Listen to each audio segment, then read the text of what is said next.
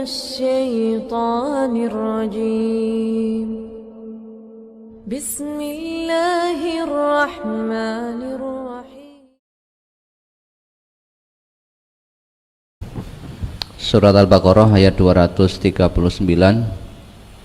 Fa in khiftum farijalan aw rubbana fa idza amintum fadhkurullaha kama 'allamakum ma lam takunu ta'lamun.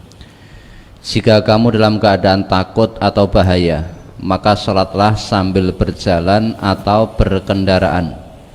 Kemudian apabila kamu telah aman, maka sebutlah Allah atau salatlah sebagaimana Allah telah mengajarkan kepada kamu apa yang belum kamu ketahui. Ayat itu menjelaskan betapa pentingnya sholat, sehingga dalam keadaan bagaimanapun juga, selama akal masih sehat, ya, meski dalam suasana perang sekalipun, tidak diperkenankan untuk meninggalkan sholat. Ini membuktikan bahwa sholat itu sangat penting, karena puncak zikrullah itu sholat. Maka dalam suasana perang pun tidak boleh meninggalkan sholat. Sholat tetap harus didirikan. Nah, bagaimana caranya? Bisa dengan berjalan, tapi ya semaksimalnya. Caranya dengan berjalan semaksimalnya. Maka dalam sholat khauf itu ada tata caranya semaksimalnya dalam suasana perang. Kalau takut, fa'in khiftum, kalau takut kamu diserang oleh musuh, maka farijalan aw rukbana, tetap tunaikan sholat semaksimalnya, bisa dengan berjalan, bisa dengan berkendaraan.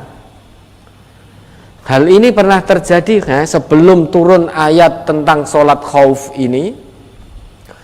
Dulu Nabi dan para sahabat pernah terhalang dari mendirikan sholat di waktu perang Khandaq. Hubisna yaumal Khandaq hatta zahaba hawiyun minal lail. Dulu kami pernah terhalang dari mendirikan sholat saat perang Khandaq hingga menjelang malam, hatta kufina, sampai kemudian Allah turunkan pertolongannya. Pertolongannya apa? Wadzalika qaulullahi ta'ala wa kafallahul mu'mininal qital wa kanallahu qawiyyan aziza. Al-Ahzab ayat 25 itu pertolongan Allah. Allah hindarkan orang-orang yang beriman dari peperangan. Allah hindarkan. Jadi saat perang Khandaq, sebelum turun ayat terkait dengan sholat khauf ini, tidak bisa sholat karena belum turun ayat. Bagaimana caranya? Karena takut kalau nanti sholat diserang oleh musuh. Nah, sedangkan Allah belum turunkan ayat sebagai petunjuk bagaimana hendaknya kita mendirikan sholat. Maka dari zuhur, asar, maghrib, isya itu terhalang. Nah, begitu Allah sementara hindarkan orang-orang yang beriman dari peperangan sebagai bentuk pertolongan Allah pada waktu itu, lantas Nabi memanggil Bilal. Fada'a Rasulullah Bilalan fa'amarahu fa'aqama fasallat zuhra wa ahsana as-salat kama kana yusalliha fi waqtiha. Kemudian Bilal iqamah, kemudian didirikan sholat zuhur dan memperbagus sholat tersebut sebagaimana sholat pada waktunya, padahal itu sudah menjelang malam. Sedang zuhur belum didirikan. Nah, kenapa belum didirikan? Karena terhalang di perang Khandaq, sedangkan ayat belum turun. Bagaimana kalau posisi seperti ini?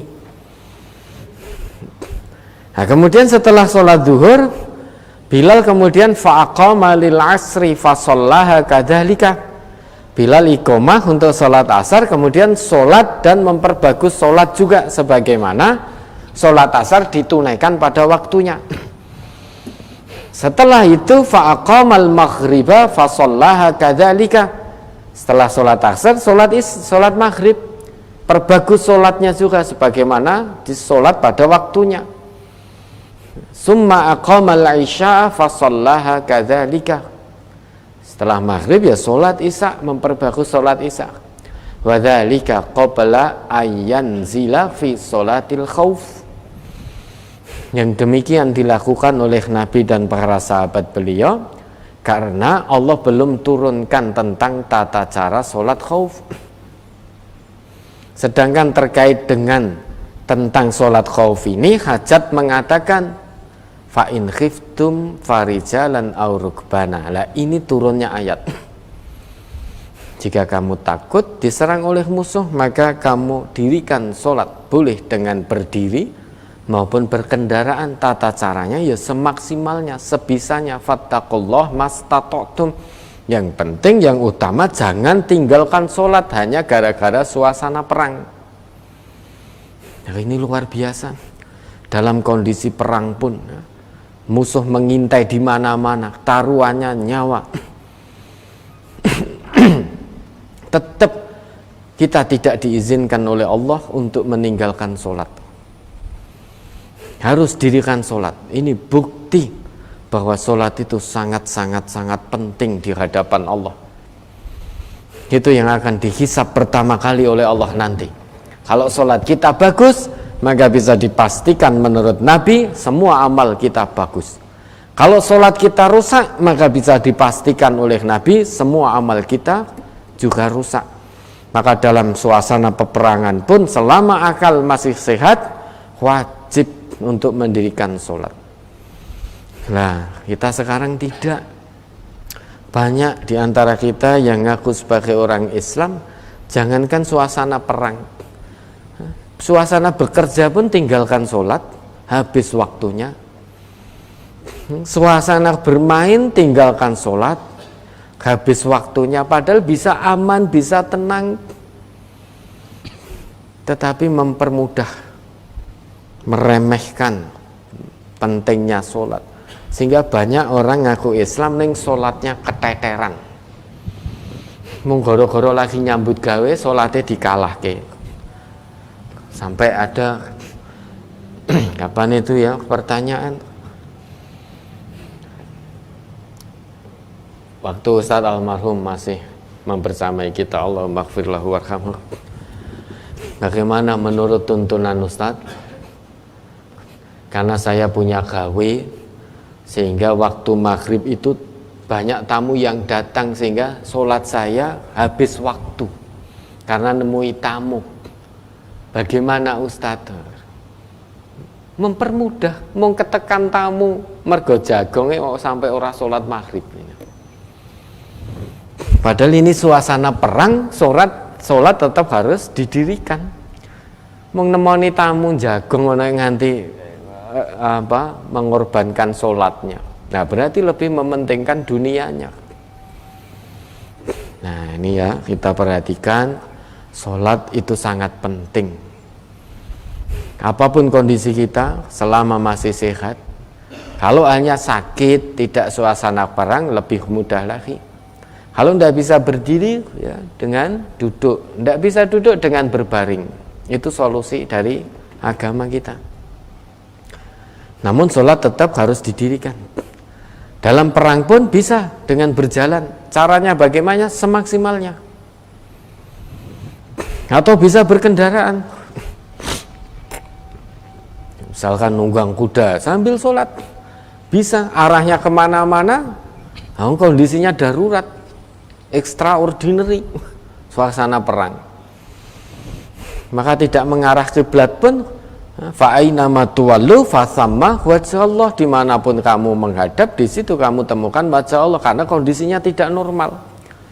Nah, nanti kalau sudah normal, wa idza amintum fadhkurullaha kama 'allamakum ma lam takunu ta'lamun, jika keadaan sudah aman, maka sholatlah sebagaimana biasa, sebagaimana Allah mengajarkan segala sesuatu yang kamu tidak ketahui. Ya, misal panjenengan bepergian, Tidak hanya suasana perang saja, bepergian dengan pesawat terbang, kondisinya darurat itu. Jenengan mau sholat secara normal tidak bisa. Lagi madhep kiblat rono wis menggok rene, apa terus ora sholat? Ya tetap sholat. Jangan malu engko sampinge misalnya nek sing ngeloke lho ora madhep kiblat tok sholat. Nah, kebanyakan dari kita banyak yang malu untuk sholat di pesawat, banyak yang malu untuk sholat di kendaraan, di perjalanan yang mana tidak bisa berhenti. Kan kalau pesawat tidak mungkin berhenti. Nah, kalau kita pakai bis, pakai darat, kereta itu masih mudah, kita sholat secara normal berdiri masih bisa. Kalau pesawat itu sudah tidak normal. Tidak mungkin mampir transit di atas terus sholat sih, tidak mungkin. Atau transit di bawah, keluar pesawat sholat ditinggal nanti. Sedangkan kalau perjalanan internasional melalui lewat waktu-waktu sholat yang banyak, panjang perjalanannya, apa terus ora sholat? Banyak yang malu untuk sholat di perjalanan, apalagi kalau internasional, pemeneh kanan kirinya kebetulan orang barat yang bukan orang Islam, wes rikuh itu mau sholat, engko nek ditekoni piye, engko nek dikira teroris piye, dikira anu piye kan, malu akhirnya, terus lebih memilih tidak mendirikan sholat. Nah, maka apapun kondisinya, selama akal masih sehat, tetap dirikan sholat dimanapun berada. Ini pentingnya sholat, sehingga ayat itu menunjukkan betapa pentingnya sholat. Nah, sehingga jangan diremehkan, apalagi kita dalam keadaan yang normal, aman seperti ini. Tidak ada alasan lagi untuk tidak menunaikan sholat dengan khusyuk. Tidak ada alasan lagi. Dalam suasana perang pun wajib sholat didirikan. Ya, ada lagi.